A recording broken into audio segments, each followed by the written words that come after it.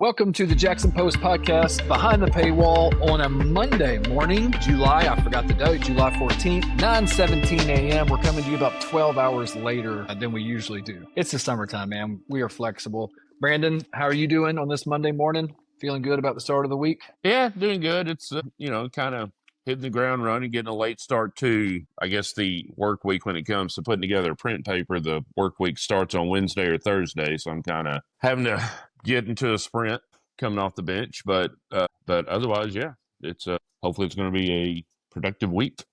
How about you? Yeah, that's my plan as well. We were talking before we started recording. I've got to work on some stuff for school. Like we go back to in-service in a couple of weeks, and so there's just a lot of work to be done between now and then. So that is after we get done with this. My plan is to go over to Turntable and take my school computer and work until the battery runs out. That's my plan. Like I won't get done with everything I need to get done today, but that sort of gives me a boundary to stop. Like once the battery dies, then I'm done. Just hopefully you save everything before it dies. Yes. I do all of my stuff on like a cloud program. So either Google Drive or whatever the Microsoft. I hate Microsoft so bad. But that's just what our school system purchased. I think everybody does because it's so cheap, but I hate it. So I'll do it, whatever it is on that outlet. I don't know what it's called, but that's where I do most of my work. Yeah. All right, let's get into last week's edition of the Jackson Post. We got 5 stories. You gonna say something? Well, I was just going to say, when did you get your copy? Because I guess it was the week before I'll go ahead and say, the reason why I'm hitting the ground running today is because I was out of town last week. And last Monday, as we were driving down to Florida, fortunately, my wife and I were in separate vehicles because we have so many kids, and Enterprise won't rent a bus, or else she would have gotten mad by how much time I spent of the drive on the phone with people calling, hey, I haven't got my paper yet. So when did you get your paper last week? Last week, I think I got it on like a Tuesday. I'm pretty sure. And I didn't want to text. I knew you were out of town, so I was like, I'm not going to text and bother him. Yeah. And what we used for the podcast, I guess, was I just used whatever was online because I have access to online, the PDF copy. So I just, download that. So that's actually a good time to mention this. Multiple subscription options. I know a lot of people like the physical paper in their hand, but if it's delayed like it was because of 4th of July or whatever caused that. That's mine. You still have access to the PDF file. Honestly, it's exactly the same, except it's just on a screen. And lesson learned, when there is a national holiday on a Friday, which is when our paper usually prints, then a couple weeks out, I'll talk to my people and be like, hey, we need to adjust the schedule somewhat. So, because I really appreciate how much people, if they don't have the print product in their hand by Monday, I appreciate how there's like, hey, what's going on? Why don't I have my paper? So, well, the good news is the most recent edition came out on time because I don't clean my mailbox out every day. Because I get just a lot of junk. And so I'll kind of look at it and then I'll just put it back in there and walk in the house. But these 2 copies came close enough to where they were both in my mailbox at the same time. There we go. Yeah, I never took it out. Anyway. You're not the first that's gotten 2 copies at the same time, but okay. Here's the rundown from the July 10th edition of the Jackson Post. We are going to discuss CrossFit honoring the memory of Tim Flanigan. We are going to discuss the Malesus STEM Innovation Center. I think that's an interesting story because Malesus was one of the schools closed in 2016, Division 2020. And like JCM, where I'm employed, it is now reopened and seems to be thriving. So, man, as things like that continue to happen, it really, I feel like, kind of cast a poor reflection on whatever those decisions that were made 10 years ago. The closing, the open, that's a lot of money spent there for all that. But anyway, I digress. Chief Tom Corley receives a state honor. We'll discuss that. Spring Creek celebrates July 4th. I think last time we kind of talked about my experience at Pine Tree Street for their July 4th. Now you get to share what Spring Creek is like on July 4th. And then sort of starting to get in the mindset of high school sports because football practice starts up in a couple weeks. Actually, it started last week. What? Well, for real? Not like full fall camp. Not like full pads. Right. But they came back from dead period last Monday. And typically when you come back from dead period, which is 2 weeks where the TSSAA says everybody's got to shut down, that's generally regarded as, okay, we're not on the final stretch toward the football season, but we're coming out of the turn. Yep. Getting excited. I know you love it. I know you love high school football around here. You getting excited? Yeah. Okay. I got you. I got you. And we're going to talk about new district alignments for local high school sports, and not just football. Soccer, I believe, is affected by this. Volleyball, possibly. So Every sport was realigned. We just covered Mhm. fall sports last week, and then this week I'll do a story about basketball season. Okay. All right. Well, let's get to it. Brandon, you wrote a piece on CrossFit, and if for people who aren't familiar with CrossFit, it's a gym, but it's also like a workout movement. It's sort of It's an nationwide. experience. It's an experience, and it is super intense. As someone who has participated in it a long time ago, I didn't realize it was still going. And apparently, it is. And the local Jackson CrossFit, I don't know if you call it a gym, group, club. I call it a They gym. I honor mean, they've got a gym. a facility that they meet at, and they do a lot of their, if their work isn't in that building, it originates in that building. What we're about to talk about, there's a 1.5 mile run where they ran out and then came back. Yeah. So this particular workout, I guess, was to honor the memory of a fallen soldier on Independence Day. And you went. Did you observe sort of what all this involved, and what I did you did. come away with? I did, and this was a fun assignment for me just because, and you may be hearing some background noise. A couple of my girls are trying to head out for one of their summer camps and moving my phone in the process. But I'm interested in doing stories about like how different gyms that aren't just your typical come in, lift, push around some weights, maybe get on some treadmill or an elliptical, then go home. I'm interested in kind of what they do. And so I've been wanting to kind of do a story with CrossFit for a while. And so I was told about what they were doing. And Tim Flanigan, Gabe, you may be familiar with the story. If you've been around for 20 years around here, I imagine that you would be familiar with the story. Somehow I've been here for 17 years and I hadn't heard about him until last week. But apparently on July 2nd, 2000, go ahead. My wife's about to get some ice out of the ice machine.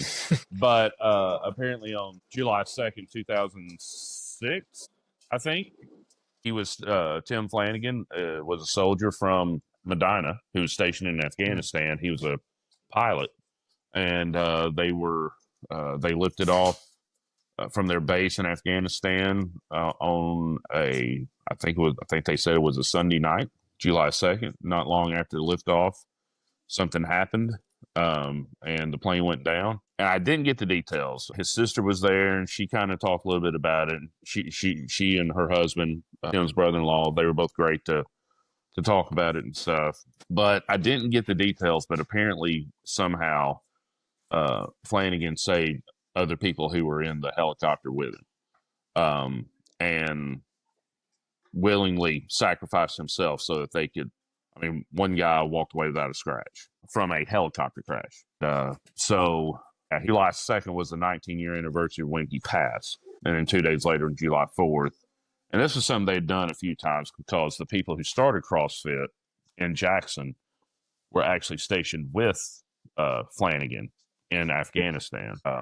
So they have done this a few times. It'd been a couple of years since they'd done it, but they brought it back this year and invited his sister be there and to be there for it. That's awesome. Was there a pretty big crowd out there or for that day, like to do the workout? Or I'd say about 30 people for the 8:30 workout, and they had an 8:30 and a 10 o'clock or a 10:30 workout. And I imagine, I don't know if 30 is, I don't know what percentage that is of their membership. But for a Friday morning on July 4th, when personally I'm tempted to just sleep in and then wake up and run down to Food Giant and get some meat to grill and then run to the nearest tent and get some fireworks to blow up after I eat the grilled meat, they went and worked out and did so in honor of this gentleman that definitely deserves some honor for his sacrifice.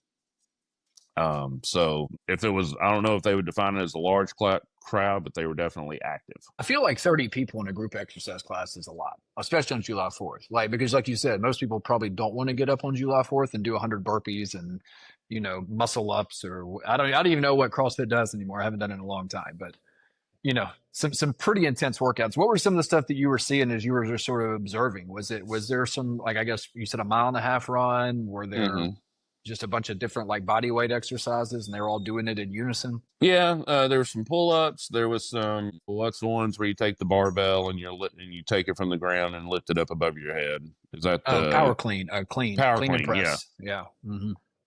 I knew it was the Olympic lift, so I always confuse all of the Olympic lifts. I've never covered the Olympics. So State games though, same thing. there were no power lifts there, I don't think.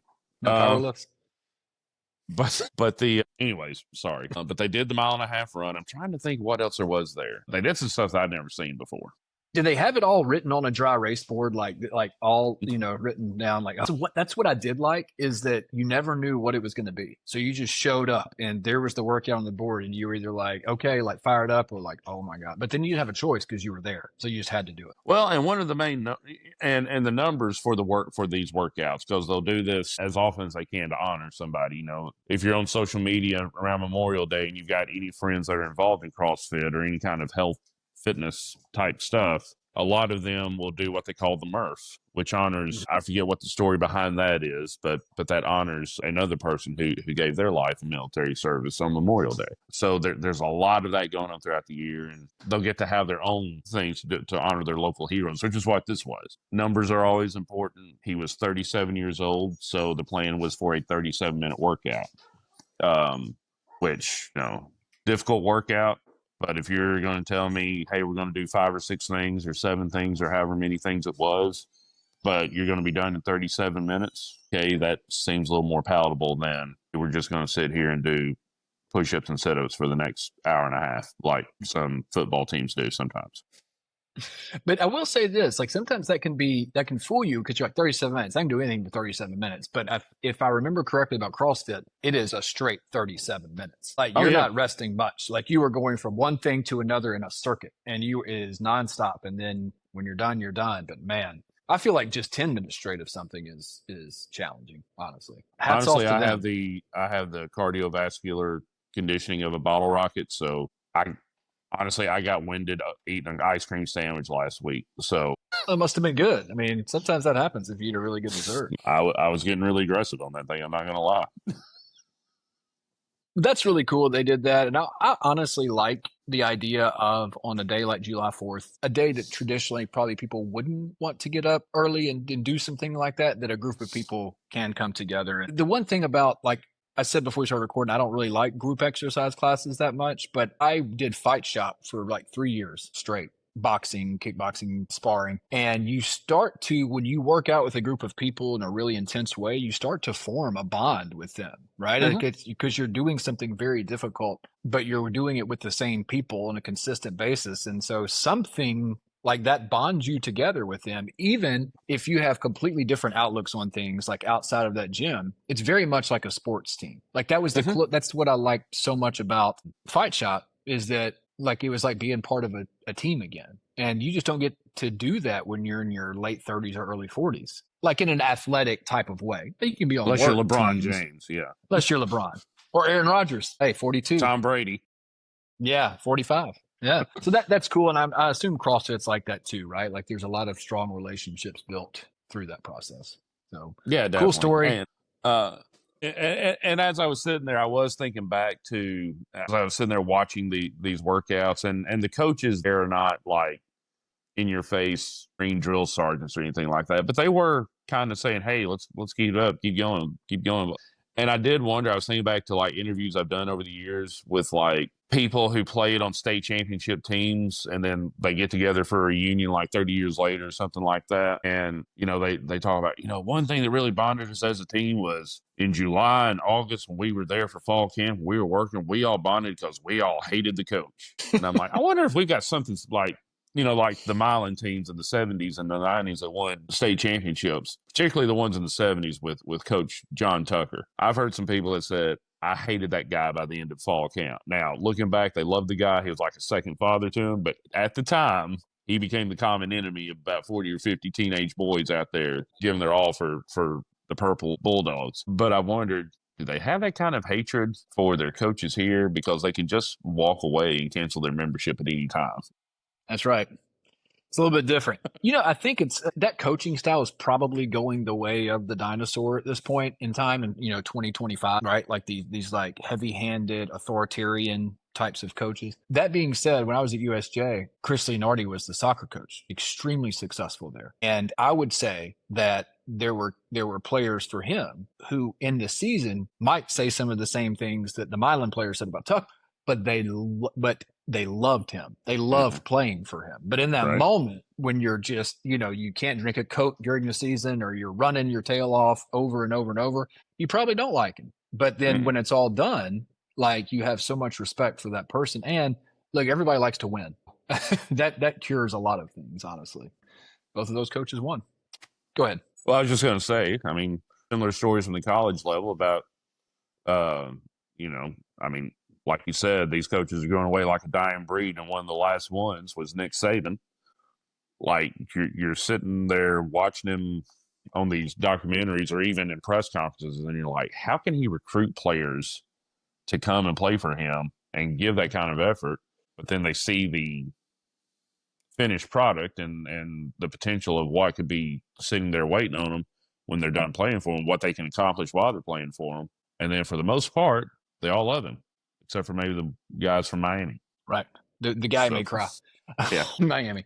Well, we could talk about, we should just do a whole sports show. We tend to just sort of gravitate that way anyway. But I'll move on to the second story because I was about to go off that's on on my bad. That's my bad. No. I love talking sports. All right. The second story that we want to discuss is JMCSS reopened Malesus after it was closed as part of Vision 2020 in 2016, and they have made it a STEM Innovation Center. All right, Malesus STEM Innovation Center, and it's developing its own space for students. And some things that stood out to me in this article, I'll just kind of say a couple things, and I'll pass it on to you. The first thing was that the teachers that Dr. McSweeney said, what we realized was there's not really a curriculum out there that fits with this type of school. So we had teachers see where the students were, and they created their own curriculum essentially for this. And first of all, as an educator of 20 years, man, that's amazing. Like, I think that is something that I've missed as like curriculums and testing has become so standardized, is there's just not that much freedom to sort of teach the way that you feel is most effective as a teacher and sort of the way your students can relate to the content. So that was really cool that that's how she decided to handle that. Like, hey, this is a brand new program. There's not a lot of packaged stuff out there, so we're just going to create our own and see where it goes. And the second thing is, whenever they were ordering furniture, she said, I don't really want these school catalogs. I want to look at Home Depot and Lowe's because this educational environment isn't going to be a traditional students sit in desks and, listen to a teacher instruct them. This is going to be completely different. So with those two things being said, what was your takeaway when you did you go out there and tour it as well and interview her there? Yeah. And I'll be honest with you. I did this interview in April, and I mean, the interview lasted like 2 hours. And one of the reasons I didn't write the story until July was there was each week it's like, all right, I need to do the story. One, do I have room for it? Two, do I have time to listen to the interview again and then write the story based off of that? And then it was like, oh, I'm going to take vacation in a couple weeks. Let's save it for that week. But when she was telling me those two parts, that was where it started to click, because I've been hearing before April, I had not been inside Malesus's buildings in about 5 or 6 years. There was a time when Eric Jones was the superintendent that he said, okay, we've got people who want to reopen Malesus. Let's go take a look at the building. And some county commissioners and school board members and media members walked around through there. This was 18 or 19. It was before COVID, obviously, because Jones was gone before COVID. And so I hadn't been in there since then. So I knew it was going to look different. Now, I knew that the school was going to be different. I didn't realize how different it was going to be. And you don't know, you cannot fathom how different it's going to be until you sit in there and you see what they're doing, you see what the students are doing. But those two things right there are two primary indicators of this isn't what I grew up in Northwest Alabama in the 80s and 90s. And you're hoping it wouldn't be. I mean, because yes, it does work, but the kids are different, the opportunities are different. Technology is different. Everything is different. So it really shouldn't be. The foundational principles should never waver, but the methods of the principles maybe should progress somehow. And that's what they're doing. And I didn't even put this in the story. I didn't realize that like I wanted to be a part of the story, but I didn't realize it didn't until after I went back and read it. The teacher who is over the robotics institute didn't have a lot of experience in robotics. Now she was the most experienced teacher in her institute because she had started the robotics program at Denmark. Perfect. Move, Angela. Sorry about that.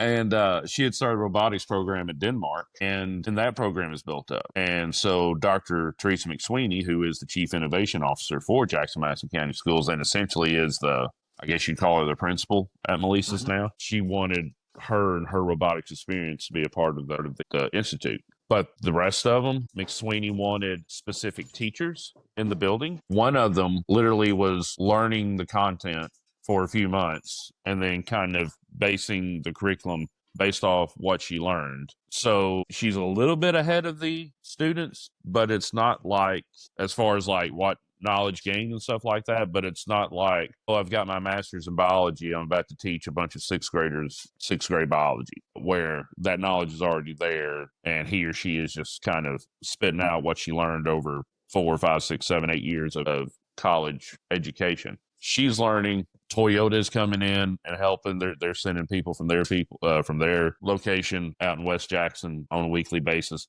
They're helping, and then they're essentially just leaving it up to the kids to learn, because that's how it is in the real world. And I know a lot of friends, both you and I have on both ends of the political spectrum, but particularly on the right side of it, are like, we need to have more real world experience for these kids in schools. These kids are getting that real world experience at Malesus. And I think that's something that Dr. King has done a really good job with, is providing just different types of options within the district. So you have your STEM center at Malesus, you have JASA, which is online, you have an academic magnet school, which is Madison, you have early college, which is like there are pretty much options, and it's open enrollment. So, like there are options for every student, literally. I don't know that now with the STEM center, I don't know that there's, any kind of option that we have missing at this point. And STEM is a hands-on subject. I know it's science, technology, engineering, math. Sometimes they put art, they make it the STEAM. I'm not sure if that's going to be that, in Malesus as well, adding some of the arts programs in there. But really the best way to learn, and especially I think as I've sort of seen how students have evolved in the last 20 years, kids learn better when they are kind of figuring things out themselves and you're guiding them along with it rather than just dictating something to them, if that makes sense. I mean, they're used to that stuff. Like, I could give my daughter a phone. She's got an iPad for college like last week. She did all of that stuff on her own completely by her. Of course, she's 18. She should be able to do that. But I feel like it would have taken me twice as long to just do all of that myself. So their brains are wired. It's very different than when you and I were in high school, probably. Right. So it's good. I mean, we're evolving with the times. Anything else that stood out about it before we move on to the third story? No, but I will say this. Just to kind of piggyback on something that you mentioned earlier, and we probably don't need to go too far down this rabbit hole. At 2016, 5 schools were shut down. I think 4 have been reopened or repurposed at some level. So we had JCM, we had Malesus, we had Nova. Beach Bluff, I think, is the only one that hadn't reopened. I'm trying to think what the other school was. It wasn't West, was it? Well, West, yes. So West got sold to, I guess, the sheriff's department. And they moved to where the Montessori school moved from Bemis to Tigrit. So I guess Tigrit the building didn't get shut down, but the school ceased to exist. So Community Montessori moved to Tigrit, because that's where I went to junior high, was Tigrit. Okay. In that building, West sold their building, moved to Bemis, and it's West Bemis. So Tigrit, I guess, dissolved as a school, but the building stayed. Okay. All right. So, well, and I guess you could say in this story, Malesus dissolved as a school, but the building is being used again. And that's really all they wanted. I mean, Jimmy Arnold, the former Malesus principal, former Southside principal, still county commissioner representing the South, and you can make the argument he's the president of everything in Madison County south of the South Fork of Deer River. I was going to call him King of the South.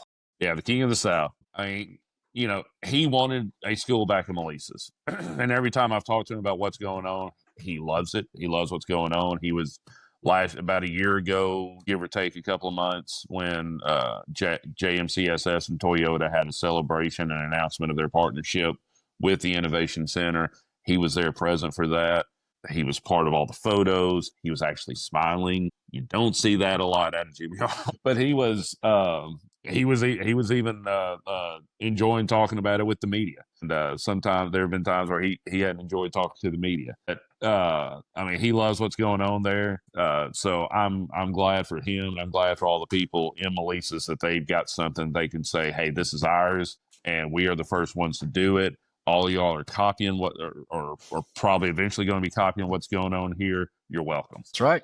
It's good. It's good to be on the front lines and stuff. One more tidbit of JMCSS news. I just saw it yesterday when I drove by. They're laying the turf. The turf is being laid. The turf's actually going down? Yes, it looks great. Like I drove past it coming back from Nashville yesterday, and yeah, it's looking good. So anyway, I'm sure we'll be talking about that at some point down the line. I'll see if I can get over there. Yeah, looks good. All right, third story. Jackson Police Chief Tom Corley is scheduled to receive a state honor, and I'm going to get this exactly right so I don't mess it up. Mm-hmm. Yes. Well, maybe I'm not, because I thought it was on the front page, but it's not. No, it's not on the front. It was inside. Do you remember what it was called? Do you remember what his what the award was called? As I'm flipping through, here it is: Excellence in Police Services Award. And as I was reading this, this is something that two things I've noticed since Tom Corley has been chief of police. And this isn't to say that this wasn't the case before. I just may not have been paying attention. But two things I've noticed. One, a more active social media presence. And I think that's important in this day and time. And it ties into something that was highlighted in the article, focus on community policing. And that's sort of been a term that's been used a lot. And I think when Sheriff Weiser was chief, he also used that philosophy of community policing. I believe. I don't want to be mistaken here, but I'm pretty sure I heard it before Corley. Yeah. And that's really, I think, the best practice, at least collectively, it seems to be the best practice of law enforcement, is to be visible, active, and building relationships within the communities they patrol. Because somehow, and look, not without good reason, because there were things that happened between law enforcement and civilians that obviously needed to be prosecuted, addressed, all of those things. But at some point, I think the public lost trust in law enforcement in a lot of the similar fashion that part of the public lost trust in public education system too. I love to connect those two things, because even though I think sometimes different sides of the aisle choose to attack one of those, I think it's sort of like the other side of the same coin. The things that they complain about on both sides tend to be sort of like this. They end up falling on teachers and patrol officers, which sometimes is unfair, I think. Right. Getting out there and being visible and building relationships is the way to go. And it seemed like that's sort of the impetus for awarding Chief Corley with that, is that public presence of JPD out in the community. Yeah, I imagine that's got a lot to do with it. I mean, because, to be totally upfront and to have a real conversation, there's a lot of people who are unhappy, who think that law enforcement could be doing a better job in the city of Jackson. Some days I might agree with that sentiment, but for the most part, and I credit this to me having a perspective because of my job that not a lot of the 69,000 residents of Jackson get to have of this. I get to see, one, how they're dealing with it, what they're doing to deal with it, and kind of I get to hear some of the conversations of what's in their mindset as they're discussing how to handle situations. And one of the things that they are doing is they're making sure to be adaptable. I mean, they did a 5-year plan, released it earlier this year. That 5-year plan had an element of residents, and maybe some of y'all who follow us on social media but don't live here, but you come here to shop or work, or you just want to hear your voice heard, even though you have nothing to do with the situation. That plan was put together with some of the response from a survey, or a couple of surveys that were put out to the public, to be like, hey, what is it that you want us to do? What are we failing at that you want us to do better at? What are we doing okay that we could still continue to do better? And, at the end of the day, they are essentially 200 officers in uniform, or some not in uniform, trying to make sure that this town of 69,000 residents, which that number can grow up to over 100,000 people between the hours of 9 and 5, Monday through Friday, grows to like 3 right before school starts and right before Christmas on Saturdays, stays safe and secure, and orderly. And there's going to be times there where it's kind of hard to make sure that happens, particularly when there are people who just don't give a flip about law and order security. They just want to do what they want to do for the reasons they want to do it. They're going to go do it. Stop me if you can. And usually they're going to they got to stop them after they do it. But yeah, like you said, they're doing their jobs, but they're being more public about it. And, there's still a segment of citizens out there that think they're being secretive with certain things they're doing. And you know what? They probably should be. Because if you and I are leading Jackson Police or we're leading investigations for Jackson Police, we don't want everyone knowing what we're investigating, because we don't want people getting involved with witnesses and evidence and all this other stuff. So there needs to be a healthy lack of trust of the law enforcement, but they're doing their best to make sure that they are as trustworthy as possible. And this award gives Corley credit for trying to get that done. Yeah. I'm gonna pivot real quick, because I know we were going to talk about Spring Creek, but I think this is more important, and I'd forgotten to listen to the rundown, so I don't want to put you on the spot. But you had an article in last week's paper that talked about the citizens who were on budget committees, yes, or certain committees. Okay, so I would rather talk about that, because I don't know that the general public knows that. Yeah. So, and we talked about Spring Creek last week too, when we were talking about July 4th. That's right. We did. Yeah. So sorry, no hate to Spring Creek, but we have more important matters to discuss on this episode than your 4th of July parade. Sorry. All right. So I know the county commission budget committee, they have Greg Parsons, his name's Marcus Love. Marcus Love, right? Is that just the only two? Yeah, those are the only 2 out of the 7. Do other, like the city council, do they have citizens on their committees as well? School board, I know Education Vision, maybe? Is that so? In the last couple of years, JMCSS have changed how they do their committees, because 1, they've added some committees. 2, 5-6 years ago, before Dr. King took over, their committees were, all right, we need a budget committee. Let's find 5 out of the 9 on the board and put them on this budget committee. Whereas, and they did the same with long range planning, except it was 3 and and other committees. Now it's the chairman, which is now Harvey Walden. Before it was Pete Johnson, in unison with Marlon King. They there are conversations held with those board members. What are your interests? What's your background? What committees do you serve on best? And they only put 1 or 2 board members on those committees, and the rest of the committees are filled by members of the leadership team or members of JMCSS workforce and county commissioners. There's 2 county commissioners on the budget committee for JMCSS, but no members of the public. Who are the 2 commissioners on the budget committee for JMC? Last year was Tony Black and Richard Watson. Okay. I think Watson is still on it. I think Black came off. He's on the athletics committee this year. So that's totally slipped my mind. I want to say Claudel Brown, but I could be wrong. And I'm not sure if no one's ever said this is what we try to do, but particularly on budget, it's usually 1 Republican, 1 Democrat. Yeah, that's what I was going to ask. So I think that Claudel is the Democrat on the budget committee, and somebody please let me know if I'm wrong on that, or I'll go to the budget committee meeting this month to find out. Mike Bryant was there this past month, but I think he's on personnel, because personnel and budget were meeting together. But I mean, and in some committees, members of the community are on there. Budget's not one of them. But last year, I was a member of the athletics committee. Right. And then coming into this year, that's about to wrap up, I was missing a lot of meetings. So I said, hey, why don't y'all take me out?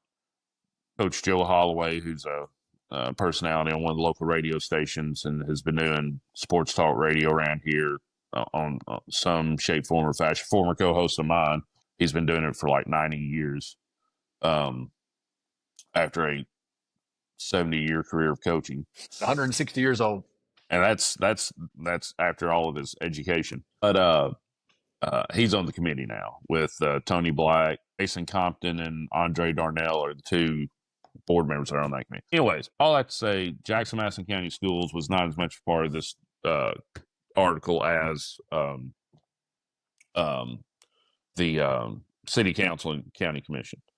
The The city council budget committee has been a little more fluid here for the last year or so. They've got 7 members. 3 are city council members. And for the last 2 years, it's been Frank McMean as the chair with Johnny Dodd and Julie Holt on the committee.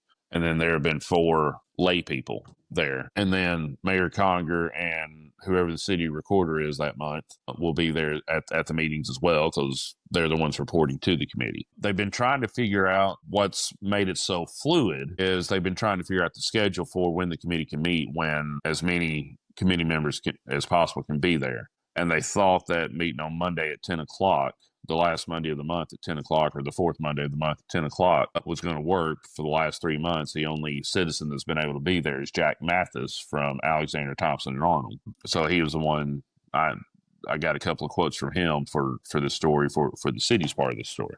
So I think they're going to revisit that and have a little more stability on the city's committee. The 3 other community members? Do you know? I'm just putting you on the spot left and right. Yeah. I really wish you'd stop that. But Lynn Henning, not the longtime HR director for the city, another, I think she's a banker. Marcus Love, I think, was on there a couple of years ago. Another gentleman, for Ron Tharp, who is with one of the banks around here. He's been on there in the past. I was thinking Leaders, yeah. I think so. Apologies if it's not Leaders. Paul Taylor was on it after he came off I think he was on it when he was on city council. And then when he did run for re-election, Mayor Conger said, hey, would you stay on budget committee? And I think he did that for a year. He should probably come back. I would probably actually positively write about that in a column if that were to happen. Okay, so Paul, if you're watching this, reach out to somebody, come back to a budget committee. I think they need your help. I do. I just think they need his help.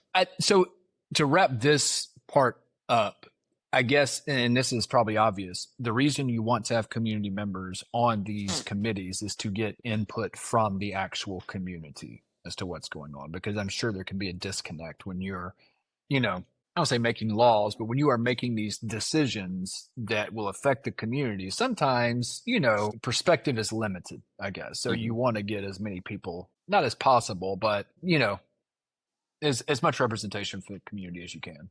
Well, not only that, but I mean, there's an accountability proponent to that. Or do I want to get? You know what? I'm just going to go get into this. One thing that really impresses me about both Marcus and Greg with the county commission is every so often there's going to be conversations that happen during those committees that involve people that disagree on a subject. Sorry, I got a notification that my battery's at 20%.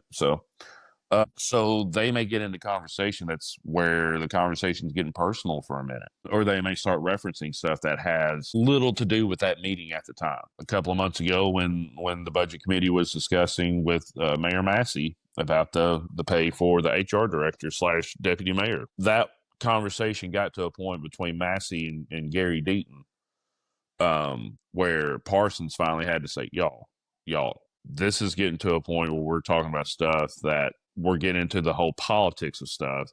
And Marcus and I have no idea what y'all are talking about. And their purpose there is just to essentially make sure that, there's no feelings involved. There's no agendas involved. They're just making sure that, put it the way Marcus put it, that the maths, and to make sure that the numbers line up and they're all kosher, and that the citizens and the county's best interests are being carried out.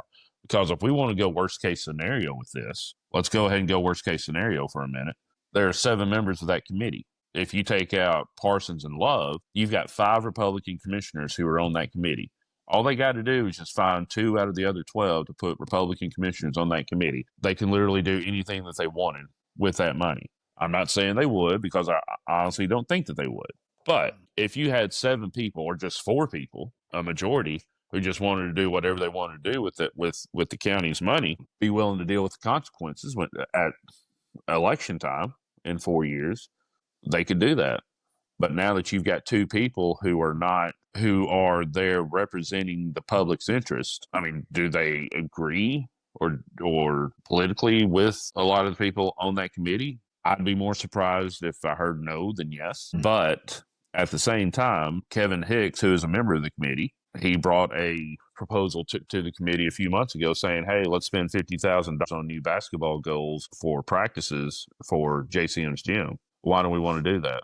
because JCM's gym is brand new, so they shouldn't need new goals for practice just yet. Well, Lane has some new practice goals, so maybe we could give the old ones from JCM to Lane, and then we're spending $50,000 on the school, but we're not spending $50,000 on Lane. Pretty much everybody in the room is like, we're not doing that. But if you had 3 other commissioners who said, yeah, that's a good idea, let's do that, that would not, according to everybody except Kevin Hicks, that would not be the best use of $50,000. That's a tax that I spent my hard-earned money buying groceries at Walmart to pay for that $50,000. Yeah. I like that. I guess I didn't think about that. I think I was more thinking about let's get a variety of perspectives from the community, but you're right. The accountability aspect is super important, especially, and like you said, you don't personally believe that if it was a 7-member Republican, or let's just say for argument's sake, Democrat, because at some point that's going to flip. It may not be our lifetime. Eventually the but at some pendulum point will it swing, yes. It will. And you don't want to have consolidated power of any party, especially one of a commission that regularly caucuses, because that's when a lot of the decisions get made and then they just get passed on there. So yes, you have this unhealthy consolidation of power. So yes, I think community members are a necessity on committees like that. And hey man, I doubt they get paid anything. And if they do, it's probably not nearly what their time is worth for doing that. So hats off to them for being willing to serve on those. I should have asked that, but I didn't. But I've never seen a line item in the budget. This is how much we're giving Marcus and Greg. So they might get a gift card to, Texas Roadhouse or something at Christmas. They get a free carpet from Deaton's outlet. Some hard. Yeah, he does wood flooring now, I believe, too. He does. Yeah. All right. Last thing, new district alignments for local high school sports. Apparently, and I didn't realize this, and I skimmed the article before we started recording. What local teams will be most affected by this? The one thing that did stand out to me is USJ dropping back to single A in Division II. I did not realize that was happening, and also wonder how that might shift with vouchers coming down the pike too. Wow, way to make it political, Gabe. Well, I'm just saying they have a. Now that being said, I don't want to make it political. I have a feeling that the majority of people who use these vouchers are probably already in private school anyway. So it may not change their enrollment all that much, but I'm just wondering if it will and what will happen in that case. If it does, apparently USJ is right at the dividing line between single A and double A in Division II, because they were double A for the last 2 years, and they're dropping back down. I don't think it'll have that big an effect either. When it comes to athletics, my wonder is, will they take the 7,000, or will somebody take the access to that 7,000 for 20,000 kids and say, hey, we should connect this person with the voucher program, and maybe hook them up with some NIL, and maybe hook a parent up with a job, because now that's legal, because it's not like it hadn't been happening already, at least in Memphis, Nashville, Knoxville, and Chattanooga at the private schools. Also Jackson. I'm not going to say no. I'm just going to say if it is, they're doing a good job of hiding it, because I've tried to expose it. I know it happened when I was there. Like, this was 20 years ago, but it is what it is. Yeah, I'm not gonna give any names. I'm not even gonna give a school. But there was one time where I thought I was able to write the story, but I wasn't. They did a good job crossing T's and dotting I's. But anyways, but yeah, USJ is moving down to single A, which means they're going to be back. Those games with TCA and Jackson Christian are going to be district games now, and so yeah, that's going to add to those games. Those games are already big, but 2 years ago when Jackson Christian beat USJ in football 45-7, and then last year when USJ got them back, I think 34-14 or something like that. That game's going to matter more for playoffs now, and so that's going to be fun to watch. There's also, that's just going to add, as if any of these rivalries needed more fuel to them. That's just going to add more fuel to it. And with all due respect to the other two, USJ has been around longer. USJ has enjoyed more success, although Jackson Christian is the only one of the three to win a football state championship. But USJ has made it to the finals more than the other two combined. So they're usually the ones that they want to knock off. So this is going to add even more motivation to knock them off. That's the biggest change when it comes to football and really all sports, because it's getting the three together. As far as football goes, North Side and South Side's region is they're in the same region that they were. They're just getting a couple of teams added to it. Crockett County and Dyer County are being added to Lexington, Hardin, Chester, and South Gibson. Man. So that'll be fun. Get to hang out with my old buddy Kevin Ward out of Crockett County and his whole coaching staff, and also get to go to Crockett County. And have you been to that? Have you been to their stadium since they redone their stadium? It's nice. I attended the graduation there this year, and it's really nice. It is. Mhm. It is the school board, which I feel like Pick Sweet might have paid for that because they had a big old ad They on did. there. But man, it looks really good. It looks the stadium looks great. And that actually, that's make it all about JC, man. That gets me really excited for whatever's going to be at Hub City Central. I don't know if I don't know what all the extra stuff's going to look like, but just the turf field alone, like just that by itself adds so much like aesthetic appeal to a field or a stadium. Of course. And you think about an area, JCM is going to be right in the middle of a metropolitan area. Crockett County on a Friday night when they're hosting a home game, you're out in the middle of the country. It's dark out there. Then all of a sudden there's just this big bright stadium just out there in the middle of nowhere. It's just like, what in the world, y'all? I know. But it looks really good. Milan, same way. I went to the JCM Milan game this past fall at Milan, and man, like it looked really, really good as well. Like the stadium did. I was pleasantly surprised and impressed. Yeah, they did a great job when they redid theirs 4 years ago, maybe, I think is when they did it. They did a good job when they redid theirs. And speaking of JCM, their region, they're losing Riverside. Riverside gets moved over to a Middle Tennessee region, but they get two schools that are moving up from single A, one of them being Union City. And last year, Halls wasn't a bad team. So this competitive region that JCM was in last year, where they literally going into week 10 out of an 11-week season, they had the potential, if they went 0-2 in those final 2 weeks, to miss the playoffs and finish sixth in the region, to finishing second and hosting a playoff game. I think this region is going to stay just as competitive, maybe even more, because Union City is going to get in there with Peabody. They're going to get in there with Milan. They're going to get in there with JCM, Adamsville, and I think Camden. Did they lose Camden? If they lost Riverside, surely they lost Camden too. Yeah. Huntington's still there, yeah. Yes, Huntington. I knew I was forgetting somebody. Mm-hmm. So you get Union City, Trenton, Milan, Huntington, and JCM all in the same region. And then if Adamsville is still able to be competitive, if Halls is still able to be competitive, God help these young men trying to go through that schedule where they're beating each other up every week in September and October. And then, of course, Liberty. Like SEC. Yeah. Like and SEC. I remember one year when the SEC West had Alabama. It was back during the BCS days. Alabama and LSU were 1 and 2, and then Arkansas was number 3 1 week. Mississippi State wasn't far behind because they still had Dan Mullen at the time. They might have still had Dak Prescott at the time. And then Ole Miss wasn't horrible. Auburn, whatever, Roll Tide. But every week was just a grind. And you're like, okay, whoever comes out of this is going to be battle tested, but also at the same time, they're going to be battle beaten. Riverside won state 2 years ago. Was it Milan who came out of this one? Yeah, Milan, because they beat us. They beat JCM. I don't think it was the game before state. No, y'all made it to the second round. It was the game before. That's right, made it second round. Because we beat Summertown first and then had to go to Milan, and Milan beat us. But it was close. And then Milan beat Huntington in the quarterfinals, and then they won the semifinals, and they lost in Chattanooga. That's what it was. Yep. Yes, I mean, you're right. Whoever comes out of this region, I mean, at least the last 2 years, they've gone all the way to state. So the finals, I mean. It'll be good. I'm excited. When we did the Shields report, Brandon, you know how I would get exasperated when we would be when we would interview coaches in January. But I'm starting to get excited now. I don't know. Well, you should be excited in January to talk to new football, particularly when West Tennessee had 27 new football coaches that off season.